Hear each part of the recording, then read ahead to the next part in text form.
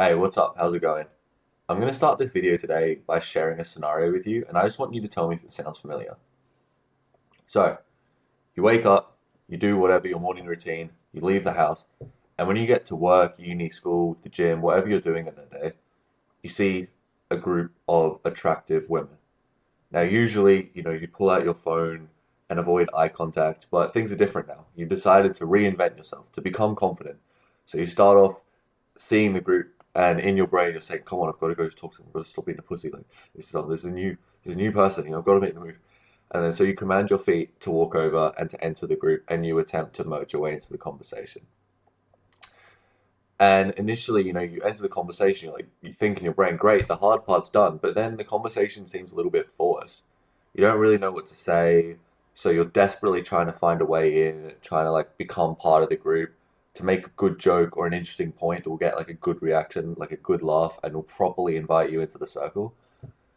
And time goes by, you've been there a while now. They seem to be talking to each other, and you're sort of just watching them talk to each other like a weird observer. Like you're in the circle, but you're not really part of the conversation. Like occasionally you'll chime in with a few little comments, but nothing's really sticking. And so you start to get desperate. You start to force a few jokes that you don't even find funny, hoping that someone will really love them, will start laughing, and will give yourself a chance to solidify yourself in this chat and in this circle. But it doesn't work. The jokes don't land, and most of your comments get brushed or ignored.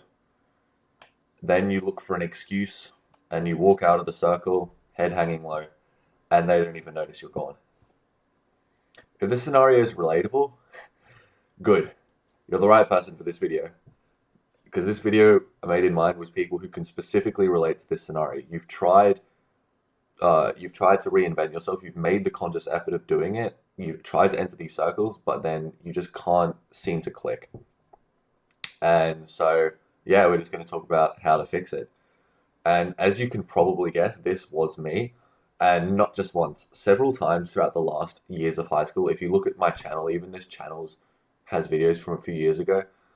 I was on the whole like red pill self improvement spiel, reading the self improvement books, going to the gym, waking up 5 a.m., the whole ordeal.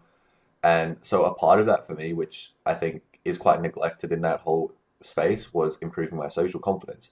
So several times I would make that decision. I'm going to improve my confidence. It's a valuable skill and it will set me apart from most people because all the teens, they're into the gym and whatever, but no one's really improving their social confidence. And social skills are so rare nowadays.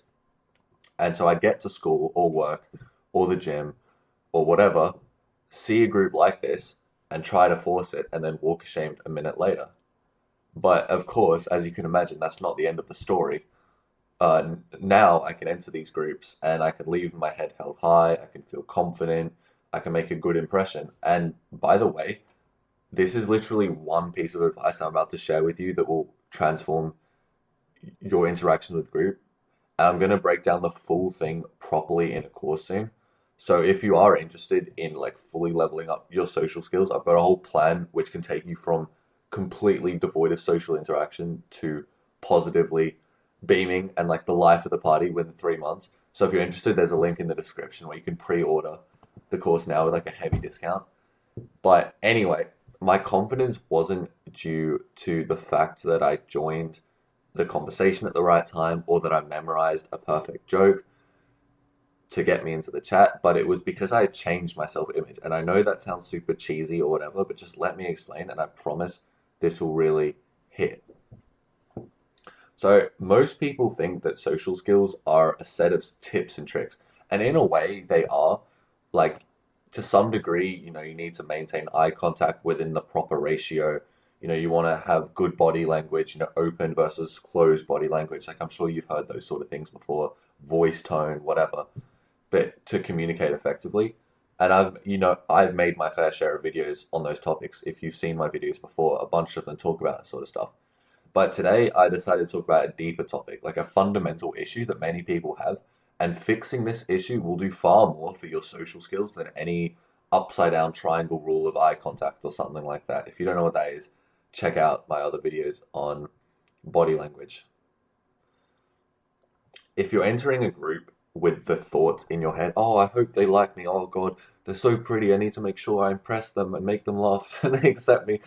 because I know people think like that because I used to think like that. So I know that that's true. Whoever's watching this, don't deny it.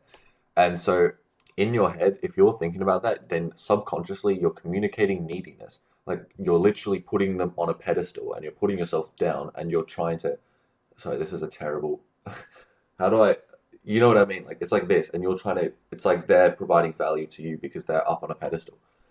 And so you might be thinking to yourself, oh, well, I'm just thinking those things, it's not like I say it out loud. And yeah, that may be true.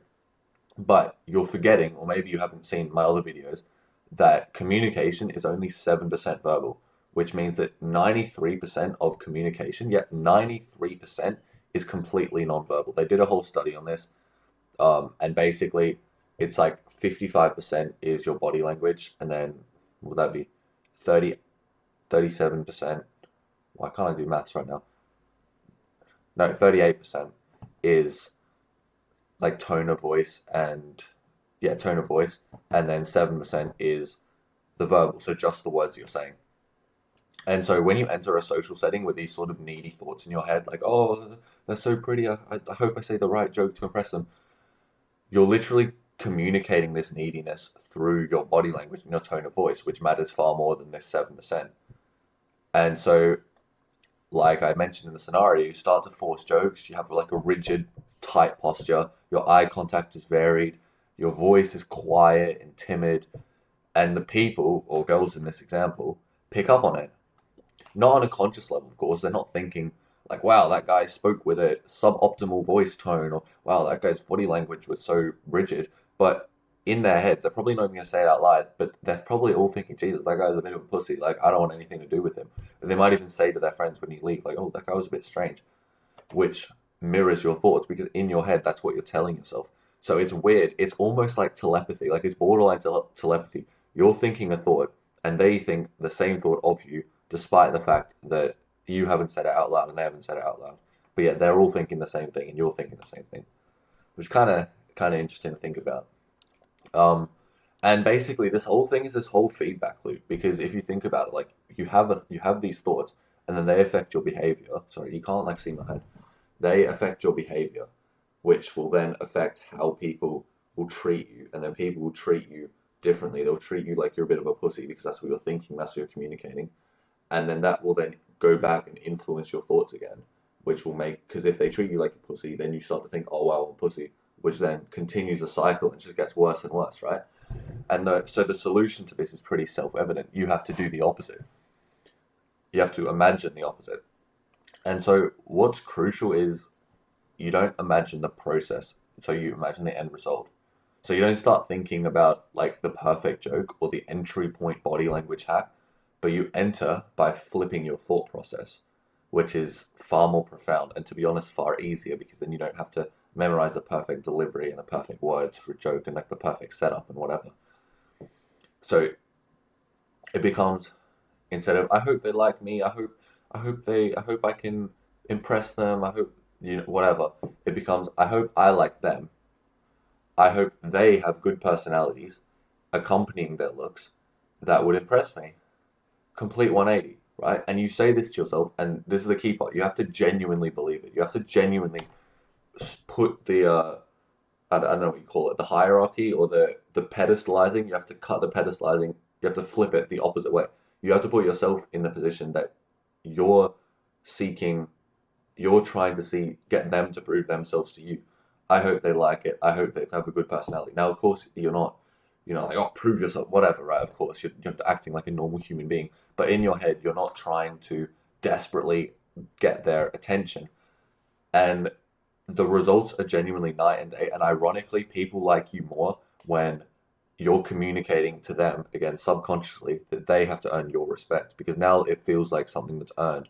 Whereas when you're pedestalizing them and you're constantly chucking validation at them for free or acting like a pussy, then they respect you less, even though you're acting like you like them more, which I know is pretty counterintuitive, but that's just the way it works. And so, firstly, by doing this, you'll stop sub-communicating that you're a pussy, and as a result, people will treat you better. But also, you'll stop caring so much about how people treat you because you're looking for them to, I guess, trying to think of the word. It's just jumped out of my head. Impress. Trying to get them to impress you. And so that will stop the negative thoughts from spiraling you down this feedback loop we mentioned before. Because at this point, oh, I do my, did I do it? Yeah, I did it with my right hand. When you get to this point, when you're at the belief stage and they start acting to you like they don't like you, whatever. You're like, oh, well, I don't give a fuck. Like, just some like random girl, whatever. Clearly, clearly, like you just move on, right? And so I don't want to yammer on. I'm sure you get the idea by now. But try this. Let me know how it goes. Enter social circles. By the way, this works for like impressing like guys as well. Like when you want to make a good impression. I just made an example of girls because I feel like the last like 50 million videos I've been talking about male friendships, and on this channel, I firmly believe that the foundational principles in getting high quality male friends and a high quality relationship, at least there's a lot of crossover. And so this works for both. Just thought I'd give a different example because I've given like a lot of male friendship style videos recently.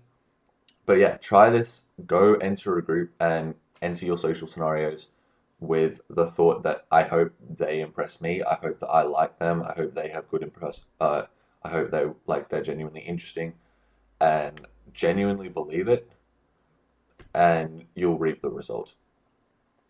And so yeah, I think that's about all I have to say on this topic. If you found it interesting, that's good to hear. There'll be some other videos on the screen that you can check out if you want. And like I said, I've got that 3-month transformation course in the description. So if you're interested in that, you can check that out too. Thanks for watching, and I'll catch you in the next one.